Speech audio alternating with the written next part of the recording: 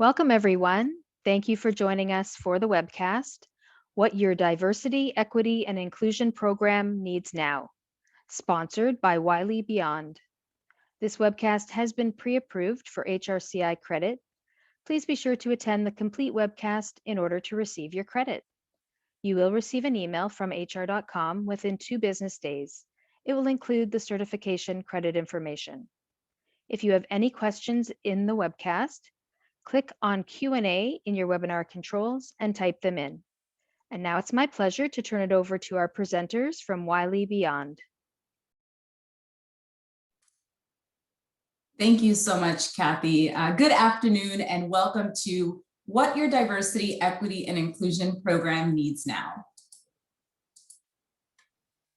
I'm Natasha De Jesus, Director of Enterprise Learning Solutions and DE&I Board Co-Chair here at Wiley Education Services. I am joined by my colleague, Sarah Callahan, our Director of Marketing.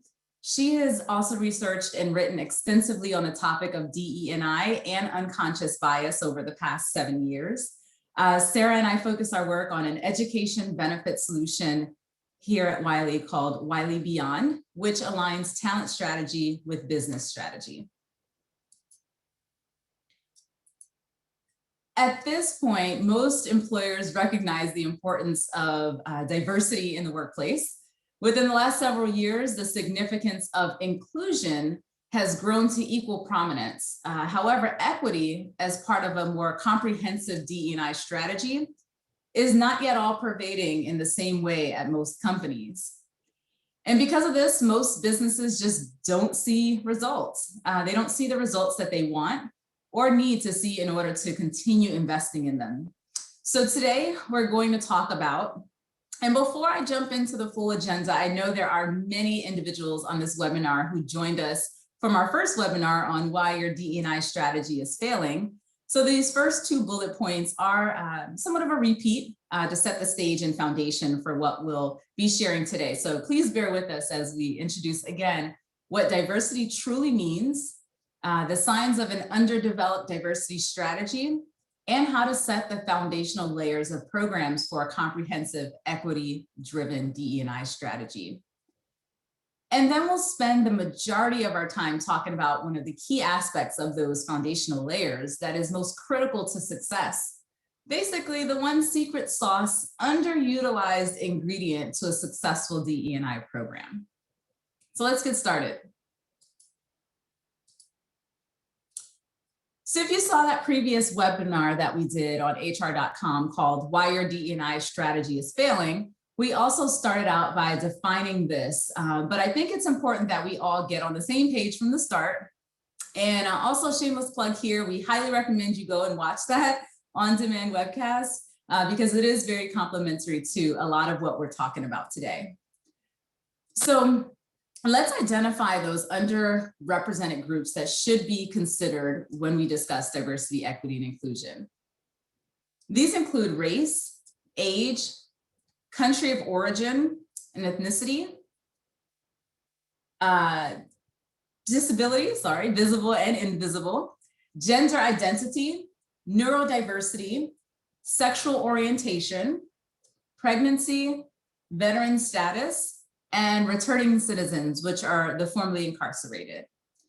So please keep in mind there are groups not mentioned here, and we encourage you to use the chat feature in this webinar to share with us any other underrepresented groups included in your organization's DE&I strategy. Now let's talk about the shift in DE&I over the years. So as I said in our previous webcast, companies largely used to think of diversity, equity, and inclusion more in terms of employee assimilation. But over the last several years, a spotlight has been focused not just on the issue of diversity, but also on the corporate social responsibility that goes along with it. And 2020 did that more than ever. In a 2020 Gartner ThinkCast, the word unprecedented was used. And that's a word that I've personally come to strongly dislike because everything feels unprecedented lately. I'm sure many of you probably feel that way too. But thinking back to that ThinkCast now, it really makes you think, that the summer of 2020 really did feel unprecedented.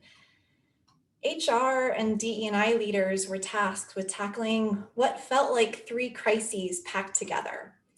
There was the health crisis, there was the economic crisis, there was the social injustice and racial injustice crisis.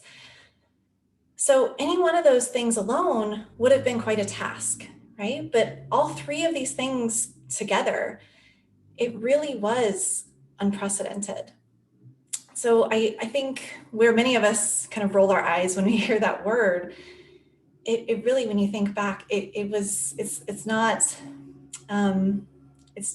overused when you think about it, looking back on last summer. The events of last year have all but guaranteed that this movement will continue to impact our society and the business world. I would hope if you're listening to this webcast, it's because you know that DE&I is not a passing trend. It's the right thing to do, and it's good for business. I want to call out one of the quotes from this Gartner ThinkCast, and you can see it here on the screen. They talked about how many CEOs and C-suite executives are now hiring DE&I executives and leaders to come in and to fix everything all on their own. But the problem here is that no single person can come in and just wave a wand and fix everything and fix all the company's diversity problems or provide the results that a company needs through DE&I efforts alone. A DE&I leader should provide the strategy, and then the rest of the company should actively participate in following through on that strategy. So hiring a DE&I leader and then expecting them to fix everything or even having them report into HR, that's just one sign of an underdeveloped DE&I strategy. Let's look at some other signs of an underdeveloped strategy. So, as I said, expecting the CDO to fix everything, having them report into HR, maybe not the CEO. But what about if there's little company-wide dialogue about diversity, racism, bias?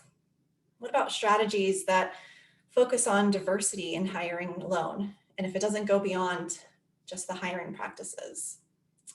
If there's weak buy-in and budgeting for strategic diversity initiatives, if diversity awareness is limited to just women and Black professionals and it doesn't go into those underrepresented groups that Natasha mentioned earlier, and then expecting diverse employees to assimilate to company culture rather than transforming the culture to include them.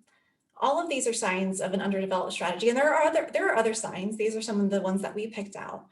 But I want to stop here and do a poll, and I'd love for you to select as many of these signs as you see within your company. And I want you to be truly honest with yourself, because we all start from somewhere, but I'd like for you to pick as many of these signs that you see in your company or you notice in your company today.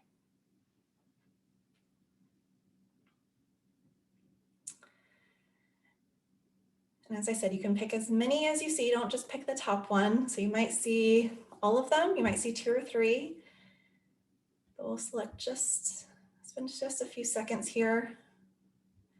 And then once you've selected as many as you see, if there's other signs that maybe we might have missed, I'd love for you to put those in the chat, because there's certainly many more signs that might point to an underdeveloped strategy.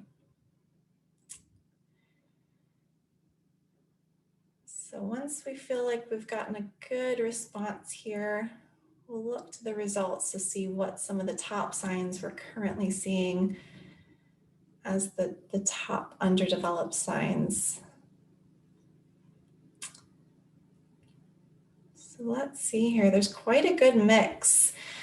We've got 30% of people saying that expecting the CDO to fix everything, 17% where the CDO reports to HR, 57% saying there's little company-wide dialogue about diversity, racism, bias, etc. 47% where the strategies focus on hiring alone, 49% where there's weak buy-in and budgeting, 40% where diversity awareness is limited to women and Black professionals, and then 64% expecting diverse employees to assimilate.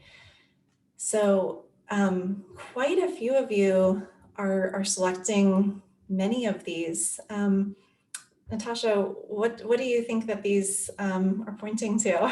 Yeah, so it's very interesting to see that, to see especially that there's little company-wide dialogue. Just, you know, if we polled this same audience maybe last July or August, you know, I would bet that these answers would be a little different. But to see, you know, that shift in just a few months is, you know, that there's still little company-wide dialogue, and they're still expecting, you know, diverse employees to assimilate to the company culture. It is eye-opening, and to me a bit shocking. You know, it's a little bit of a different experience here at Wiley, but you know, to see that from this audience is shocking. Yeah, it is. And we also, you know, we've done quite a lot of surveying at Wiley, as we do, we're a research company, but also the fact that you all are on this webcast today knows, you know, clearly you're interested in DE&I, and that's great. And I think that's why we're seeing these percentages. It would be interesting, you know, to see the results maybe at your executive table. And then if you did a company-wide survey, it would be interesting to see the different levels of percentages that we might see you know, at various, from various different groups. So really interesting. And then I'm seeing in the chat here, appealing to one group of individuals, but not others, the weight of educating others, falling on minority employees. So yeah, some really interesting dialogue and feedback in here. And so I'd also, you know, just love to, if there's any of these that you have any questions or you'd love to dive into more detail about, maybe you don't really fully know why some of these are signs of an underdeveloped strategy, or maybe you just want to talk about in more detail, certainly take note of them. We'd love to talk about them more in the Q&A section at the end, or even after this session.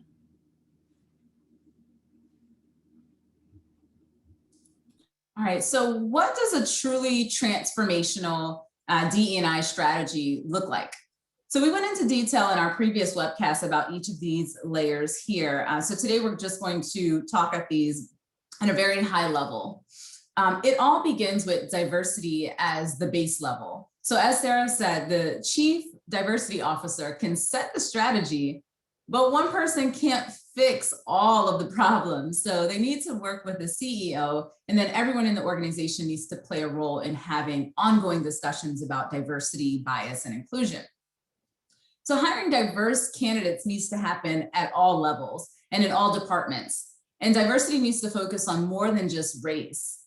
Let's think back to what we discussed earlier. Diversity should include everything from race and gender to neurodiversity, age, and veteran status. From there, initiatives like employee resource groups, ally groups, and mentorship programs will help create safe and inclusive spaces where people can really feel like they belong to the organization, like they belong, they're part of the organization, not belong to the organization, but a part of the organization. Achieving racial equity is just the beginning.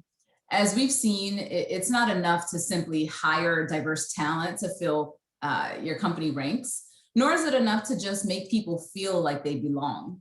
Diversity and inclusion provides that baseline. And this diagram illustrates companies will initially lay the groundwork by working on diversity. They hire a chief diversity officer who reports directly to the CEO, and the two of them work in concert. From there, the CDO and the CEO, they provide the thought leadership around DE&I and hire diverse staff in all departments and at all levels.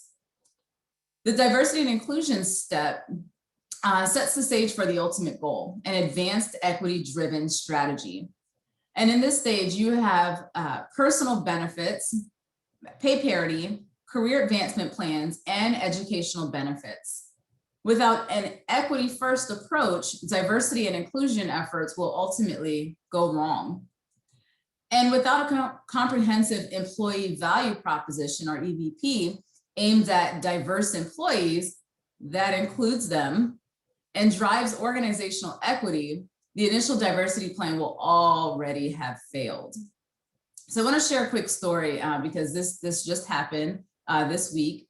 I attended an HR leadership healthcare conference, and I spoke with an HR leader within a very well-known health system.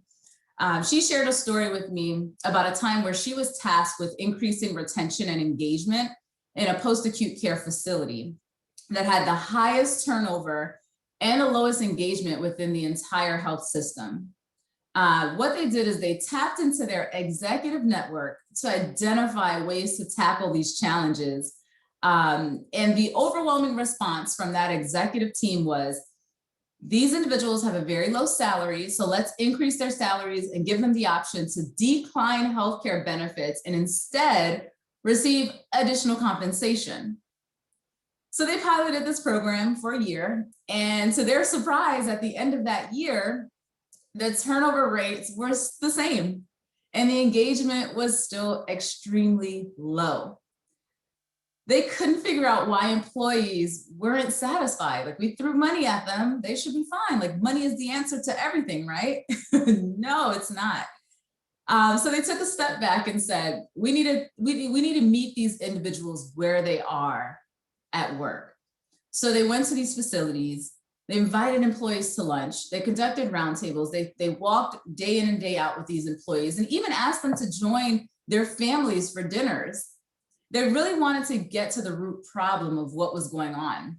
And what they uncovered was shocking.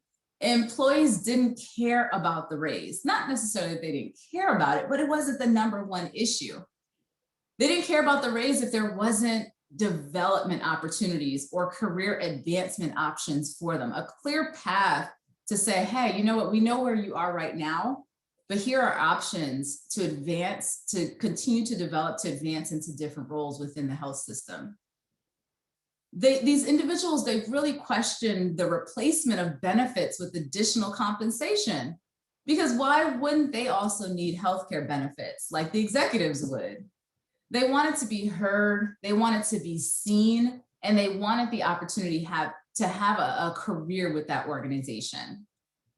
So in the equity stage, companies focus on ensuring diverse employees aren't just represented or included, but recognized and elevated into position, power, and pay.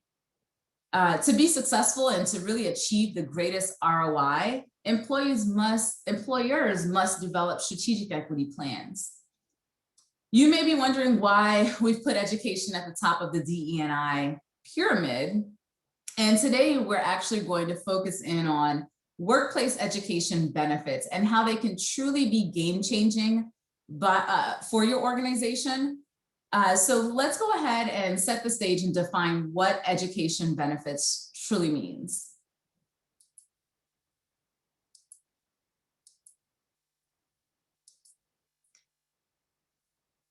All right, so we define education benefits as tuition assistance and support.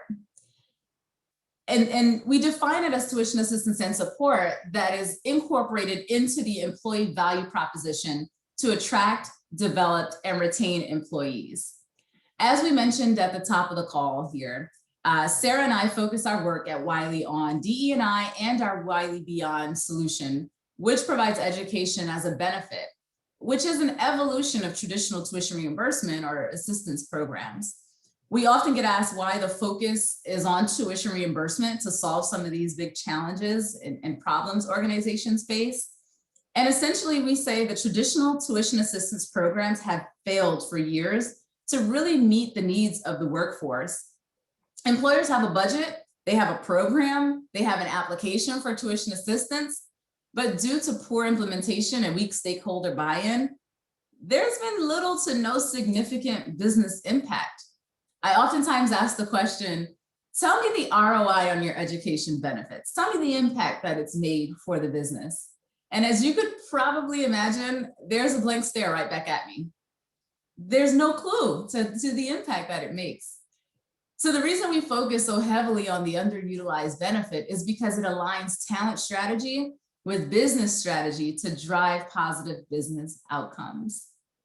And most traditional education benefit solutions they're built in-house, but we've found that establishing a strategic partnership with a provider who already has an extensive education network to align with your organization's learning goals, they have the educational advisors to support employees and a communication team to ensure employees understand and they see the value in utilizing the benefit, It's key.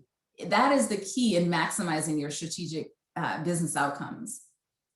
But no matter which way you choose to build your education benefits program, we definitely believe that this underutilized benefit, it is the secret sauce to a successful DE&I strategy. And before we go any further, let's stop and take a quick poll. I gave you all a sneak peek here early on, but here's a poll about education benefits and tuition assistance.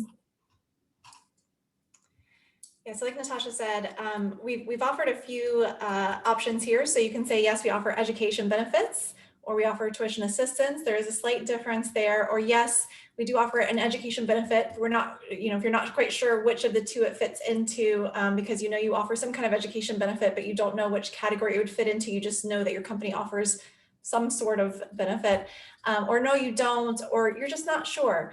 Because to be honest, I've worked at companies and I never, I wasn't in HR. I never utilized the education benefit. And so I maybe worked there for years and never even knew if it was offered or not. So I will be the first to admit that I have been in that situation before where I would have had to check that last box.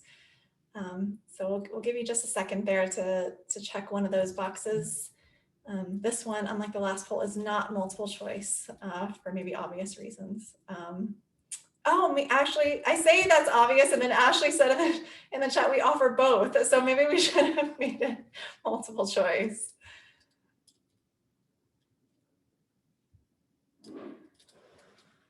Okay, so let's actually, Ashley, that's a good point. In the future, we will make it multiple. Well, we'll have to think through how we make that. We'll maybe have an option for it's multiple. But we've got 19% offering education benefits, 28 with tuition benefits, 13 saying, yes, we do, but we're not sure which category, 33% saying, no, we don't, and 7% saying they're not sure.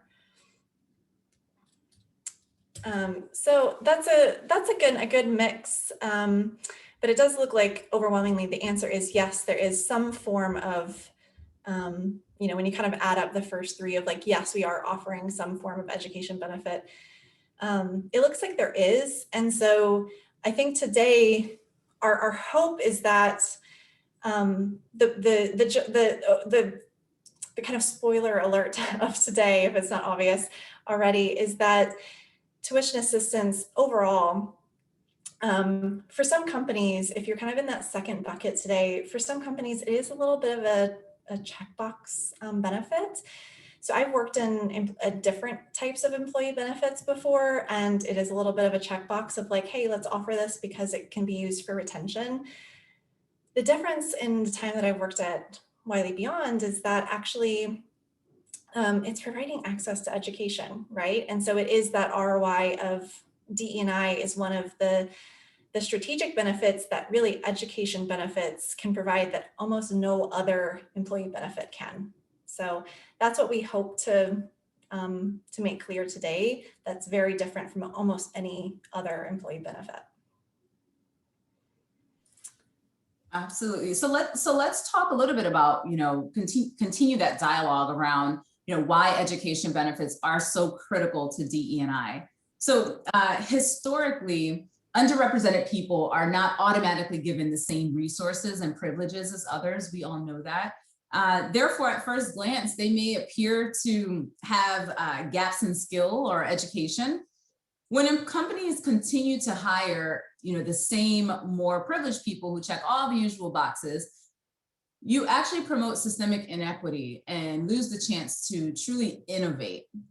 So the bottom line is the biggest reason you should be providing strategic education benefits for the purposes of diversity, equity, and inclusion, as we said earlier, is because you're going to provide access to education, breaking down barriers for people who had less access to education prior to that. And in return, you're going to gain access to skills, life experiences, innovation, and a multitude of other invaluable qualities and talents that you otherwise wouldn't have had access to within your organization. So hiring managers should think carefully before passing on a diverse professional in favor of an otherwise more traditional candidate that just fits the team. Because one of the main ways diverse employees contribute to their company is by increased innovation. Team leaders need to think more creatively about which skills and experience can be most valuable to the team. There's a strong case to be made for hiring talent possessing life experience or innate skills that your company cannot teach. So considering prioritizing the hiring of individuals whose identities and life experiences represent the diversity of your target market, but who are currently underrepresented on your team is key. Don't just hire for who people are today, hire for people who people can be tomorrow. Hiring managers need to ask themselves the following questions. Does the candidate bring identities or life experience that I don't have on my team? For example, if you're recruiting talent in the human or social services field, does that candidate share a story of their own personal experience that shows that they have the skills to cultivate a better client experience for your team? Which transferable skills does the candidate offer? While he or she may not have direct enterprise sales experience for a sales role, perhaps they have transferable skills from their leadership role in retail sales, which could make them a great addition to the team. And then which skills can be learned on the job and or through company-sponsored educational development. To increase diversity, hire great people with the basic fundamental skills for the role. And use your internal resources or your education benefits or tuition assistance program to upskill the employee. So let's stop right here for just a quick second and take another poll. What might your company be missing out on based on your current hiring practices or education requirements? Innovation, and we know that there's way more than this, but innovation, creativity, life experiences, hard skills, soft skills.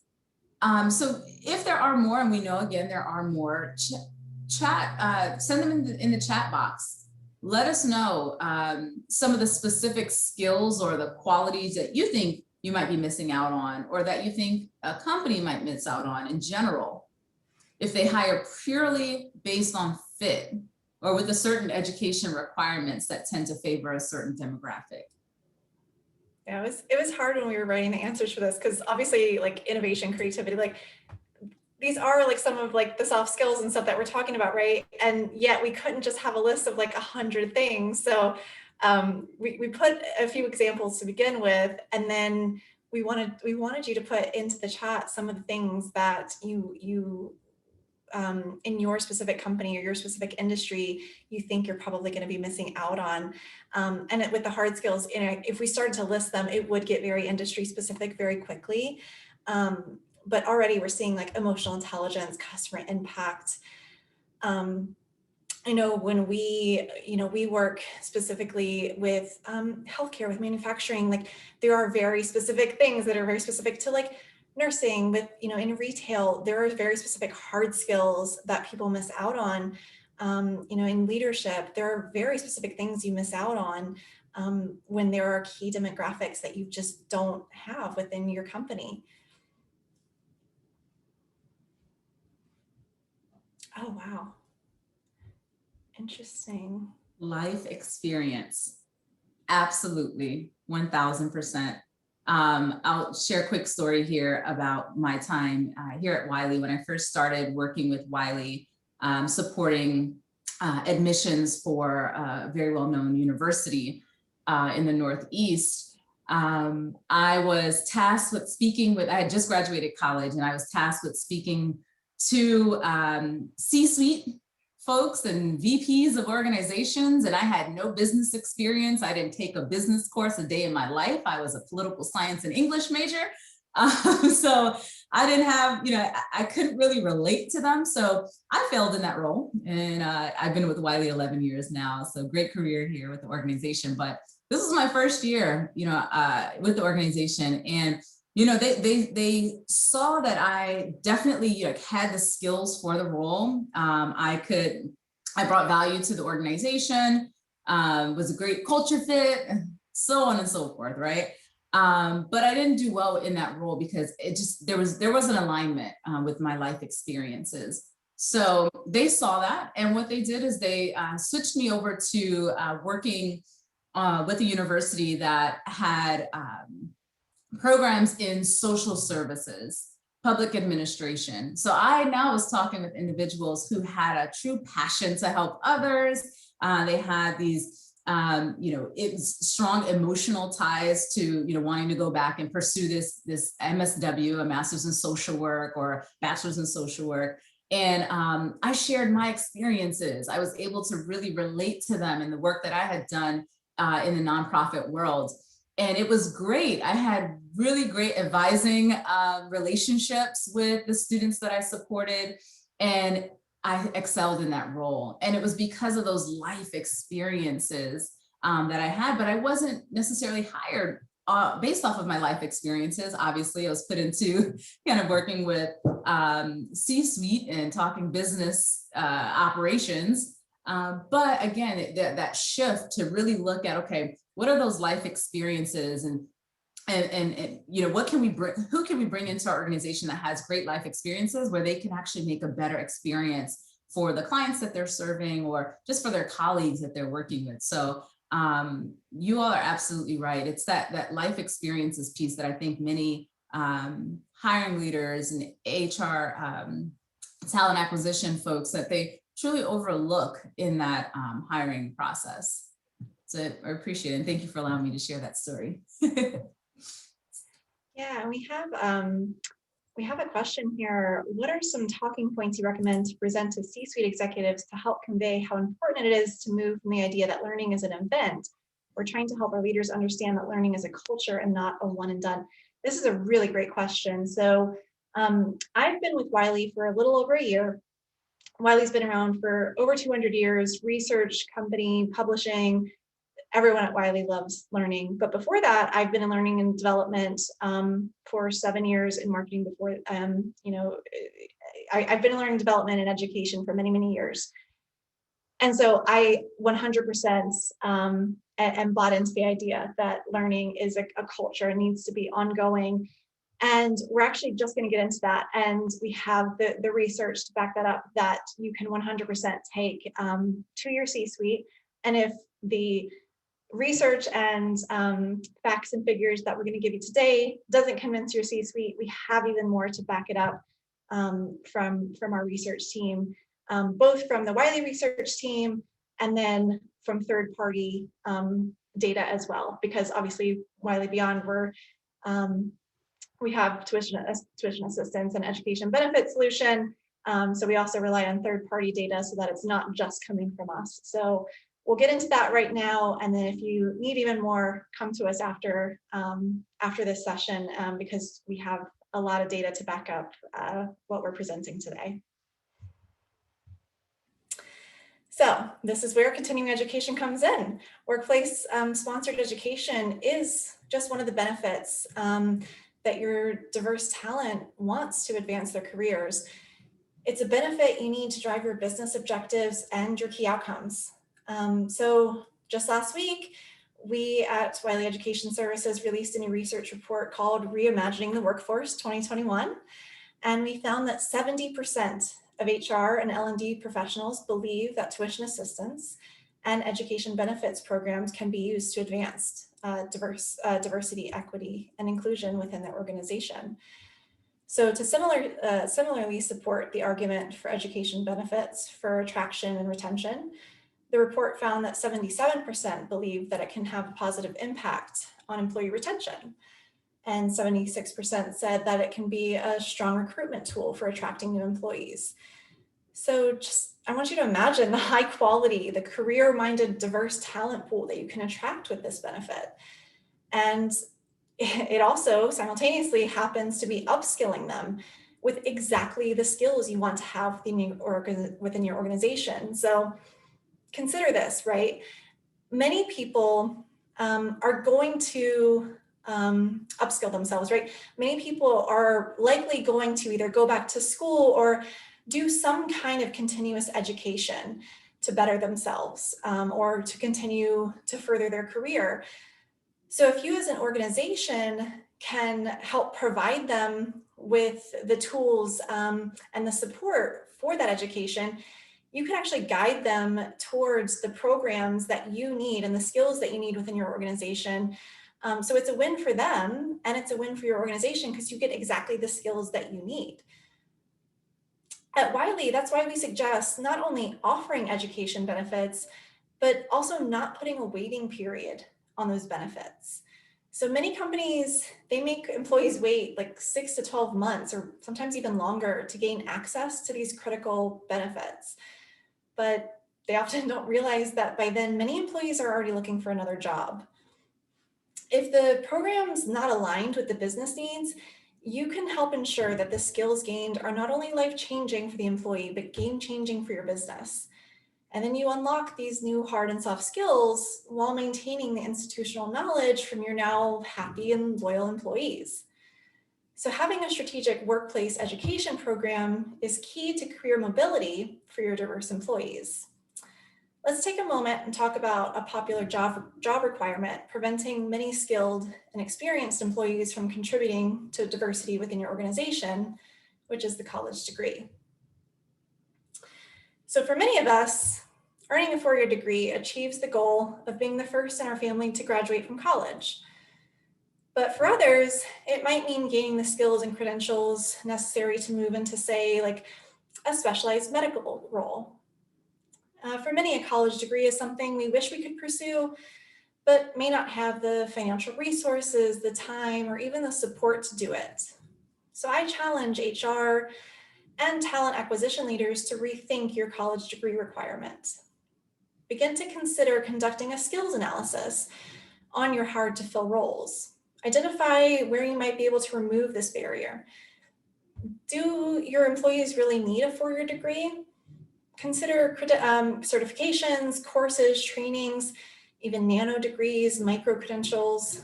If you partner with an organization like Wiley, we can specialize in aligning job tracks with learning programs. We can help you make this transition, but not every career path or education journey requires a four-year degree. I see a question here. I just want to pause for just a moment. Do you think it's beneficial for a company to have their own professional development courses for employees as they change roles from worker to supervisor to manager? Should they have their own soft skill development courses? So Natasha, I want to pass that on to you. What do you think? Yeah, thank you. Absolutely. So, what kind of Sarah just talked about is, there's value in truly aligning whether it be your internal professional development courses that you build a curriculum for, or have an external partner do this, but there's definitely value in aligning learning programs with job architecture and career pathing. So as we received the question earlier, when it comes to how do we get the C-suite to think about learning as beyond an event and think about it as like a kind of a culture shift? I think learning is a journey, and it goes hand in hand with an employee's career advancement and development. So yes, most definitely there should be professional development courses for that individual as they continue to advance their career, but that individual should also be encouraged, if you have education benefits or tuition reimbursement, to find or they should be encouraged by either someone in their leader or someone in L&D should be able to advise that individual on using that tuition reimbursement for a specific program or a course that aligns with that individual's specific path.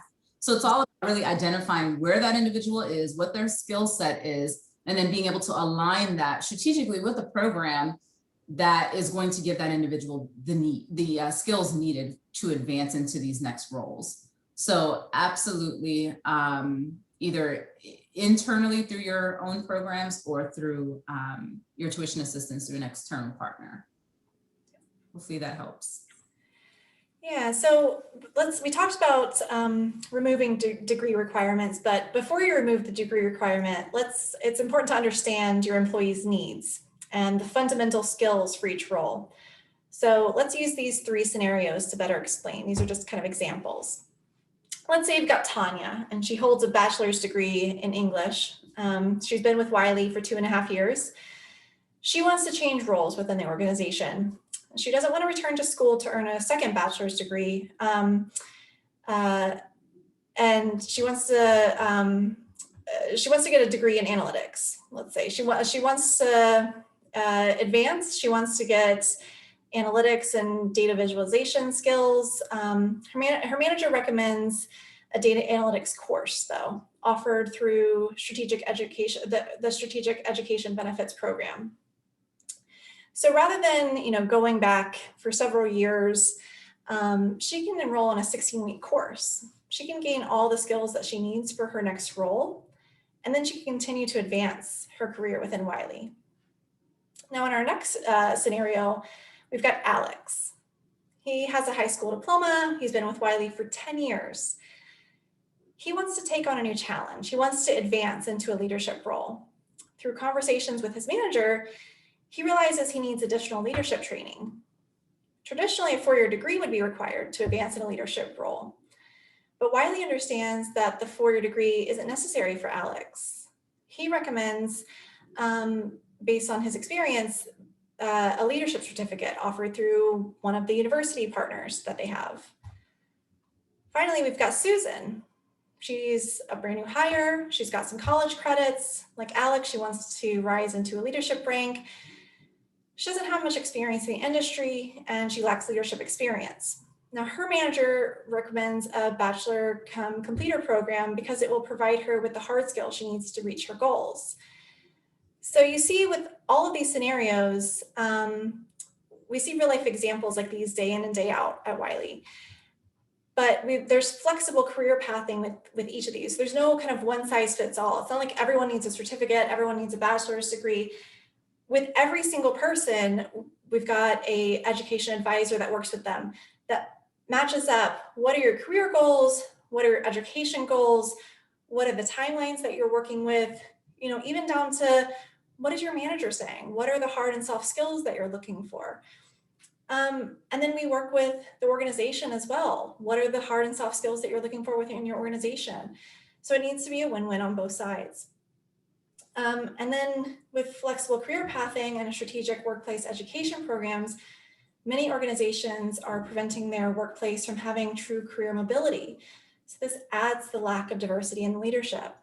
So truly understanding your employee needs, again, to answer many of the questions that we're seeing in the chat here, this is how you can start to have the conversation about tuition assistance programs. It's not necessarily starting the conversation with, we need a tuition assistance program. It's kind of starting with, here's the problem it's going to solve. It can start with diversity, equity, and inclusion. There are other problems that education benefits helps with that we haven't even gotten into, as far as attraction and retention, employee well-being, all of this. We're focusing on DE&I today, but I would really start with, what are the strategic business problems that we're looking to solve, and go from there. Absolutely. And I know the last time we shared this slide in our last webinar, there was a question around what is a bachelor's completer program. So I did want to just make sure that everyone did understand what that means. So in the case of Susan, where she is a new hire and she wants to get to the next level, she has some like maybe an associate's degree or 60 credit hours of gen ed courses, and the bachelor's completer program would give her those kind of technical skills for that specific industry, so that she understands what the industry is about, how to do XYZ in that particular field. So just a clarification there on that piece. So now it's time to jump into more of this data. So why don't more organizations offer education benefits or tuition assistance programs? We asked this question in our Reimagining the Workforce report. Note that our survey asked specifically about tuition assistance because it is more of a widely used and known term. And this survey was conducted in late 2020 before we started to more prominently utilize the term education benefits to mean the evolution of tuition assistance or the transformation of tuition reimbursement. So when asked why tuition assistance programs were not offered 30% of respondents reported that these programs were not part of a comprehensive strategic plan and/or did not have a leadership support. However, the top reason noted for the absence of these programs among C-level and C-suite executives specifically was that their staff does not require these benefits. But could there possibly be an oversight in what education benefits are, the demand from employees, and the enormous business impact that they can have? So let's look at some of the other results in that same survey.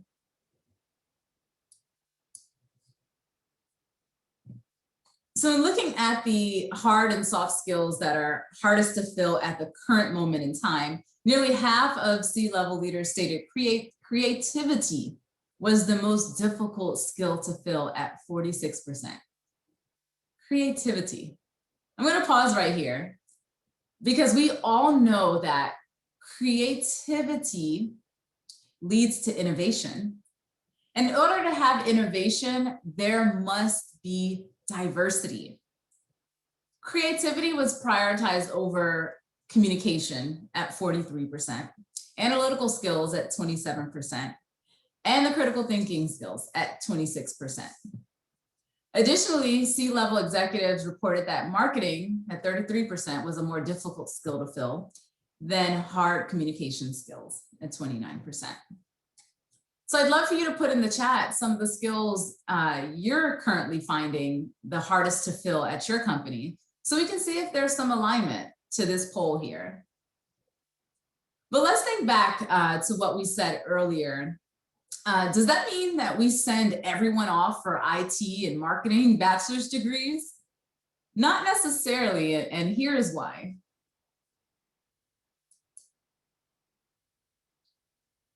And I do see some comments coming in here too.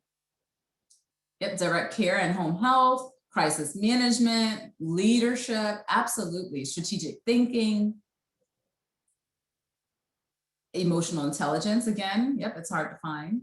Absolutely. Definitely. So most HR and L&D professionals estimated that technology skills become out of date within a couple of years. And in our constantly advancing technological landscape, skills in some tech-centered capacities may become outdated more quickly than other skills. And many business leaders we've talked with have shared this concern. And according to respondents, 51% of employers estimated that the average length of time that technology skills become outdated is 2 years or less. I should point out that those working specifically in the technology sector were a little more generous. Of the HR and L&D professionals working in technology, 75% reported that tech skills have a lifespan of up to 4 years, with only 33% of that group believing skills were outdated within 2 years. But if that's the case, how do you upskill and reskill your employees to retain great staff members, but ensure you're staying innovative? We talked about the importance of using workplace education for retention. So how do you do that?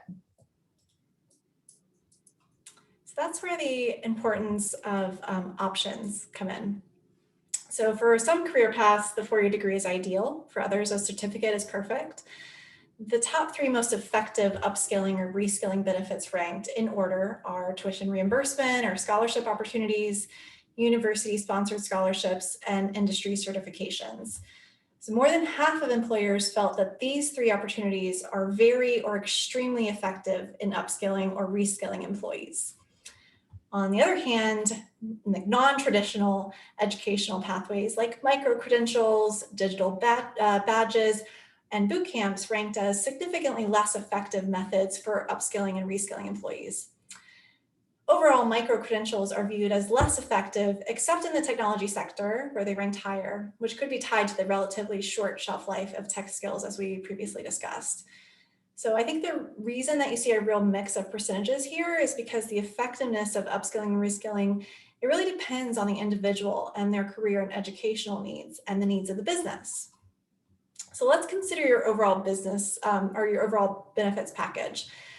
Regardless of the demographics, the benefits programs should improve employees' lives on all levels. Reducing friction in their personal lives means reducing friction in productivity. So the staff of historically marginalized groups encounter much more friction navigating the world than their more privileged counterparts. Here's one example. So working parents find themselves struggling in work-life balance in need of more employer support. Yet due to implicit gender and racial bias, women of color are even more likely to be negatively affected. When companies strategically select benefit programs prioritizing the needs of the most vulnerable employees, all staff benefit. So, I'm not a person of color, but I am a woman and I am a working mom. I'd like to quickly share a personal story here. So, I had been in a company for several years. I was leading a global marketing team, and then I got pregnant with my first child. And for several years, I had gotten very positive performance reviews. And then when I got pregnant, a team member of mine also got pregnant with her first child, but she was not in the US. And so she got a full year of paid maternity leave. And because I was a US employee, I got no paid maternity leave. And then I found out that my child had special needs and was going to be in the NICU for several months and was going to need a lot of doctor's visits after that. And yet I had to go on unpaid leave. And I was very disappointed in that. It created a lot of friction between myself and my employer. I had given my all to this company for many years, and I found that they didn't return the favor when I needed it the most. It's that kind of friction that reduces productivity. I have to be honest, when I went back to work, I wasn't as productive.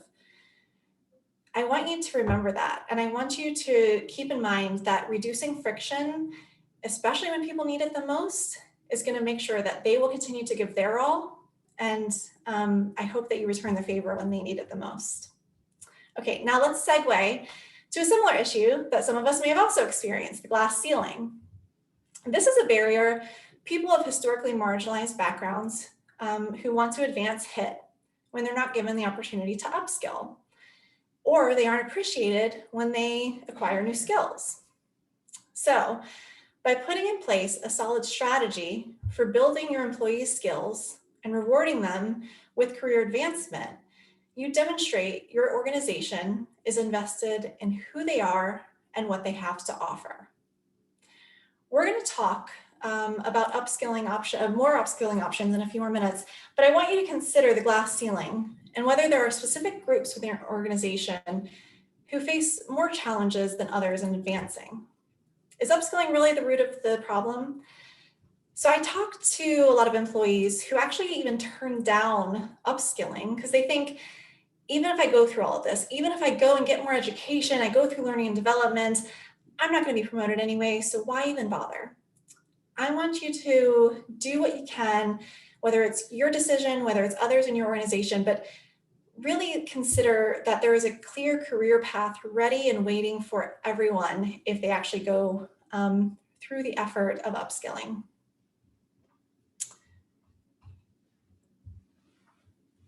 So as organizations develop and implement more sophisticated plans, they may first need to hire diverse middle and senior management. In addition to redefining what experience is most valuable to the team, companies will also need to change up their recruiting process. So experienced and qualified individuals of numerous backgrounds are out there, but recruiters may need to take a different approach to find them. At the same time, companies can begin to develop educational pathways for entry-level staff to join the team.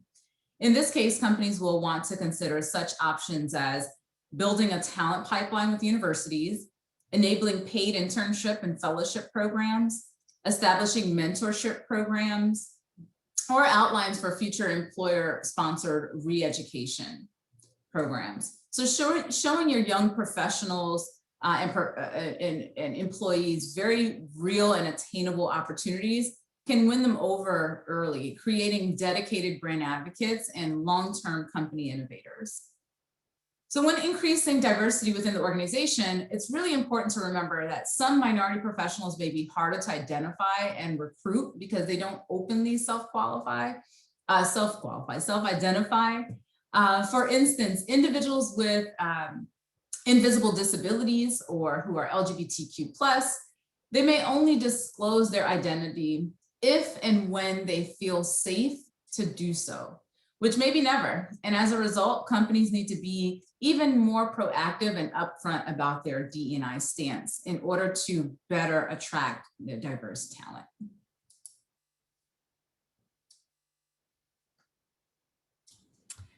So businesses should be investing in career benefits, and we believe education benefits are the single best benefit to be life-changing for your employees and game-changing for your business.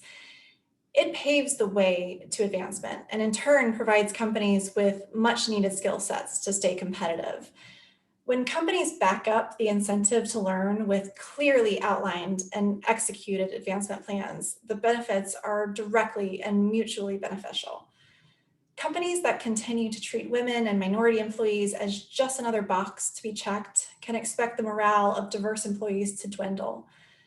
These employees can become vulnerable to being poached by recruiters and making concerted plans to leave, quite frankly.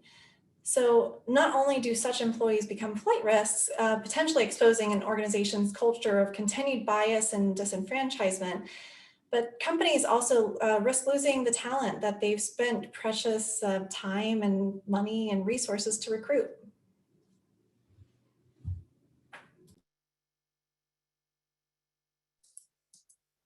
All right, and with that, this concludes our presentation. So we want to thank you so much for your time and your attention today. On behalf of Sarah and myself and our Wiley Beyond team, we hope you enjoyed this webinar, and we'd be happy to take any questions you may have.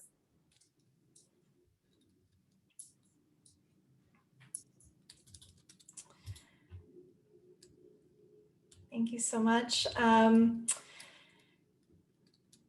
Thank you thank you all so much for being so engaging in both the chats and the questions. Got a question here about benefits as a whole and why education benefits are more important than any other type of employee benefits as part of a DE&I strategy. Wouldn't any employee benefit drive more retention?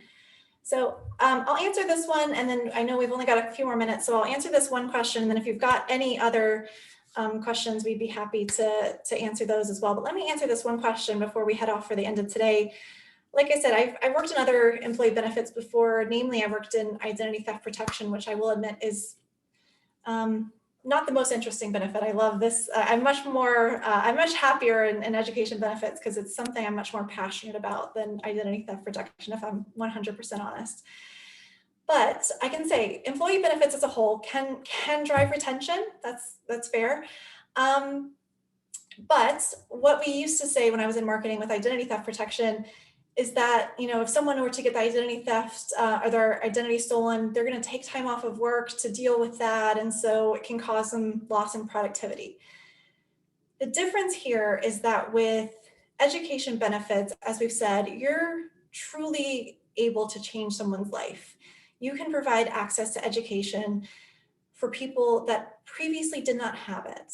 You can provide them skills that will change their life. And at the same time, you can add skills to your organization that you vitally need. So it is a true win-win for the employee and for you as an organization. And so I truly think that it is a benefit that truly benefits everyone. And so I could go on about this for much longer than this 30-second answer. But in terms of how this benefit is different from any other for a DE&I strategy, I don't think there is another employee benefit that fits into a DE&I strategy. And so that's my 30-second soundbite on it, and I could go on for much longer as I just did, but that's my answer to that question. So with that, I'll hand back over to Kathy, but thank you all very much. Thank you. This concludes our webcast today. I would like to thank our presenters as well as all of you for joining us. If you joined in late and would like to view this webcast again, the recording and slides will be available in the hr.com archives. The webcast credit will appear in your account within 2 business days. We also send out an email with the credit information. Your feedback is important to us. Please take a moment and fill out the exit survey that will appear in your screen. I'm also putting in the chat a link to that survey as well. This concludes our webcast. Enjoy the rest of your day.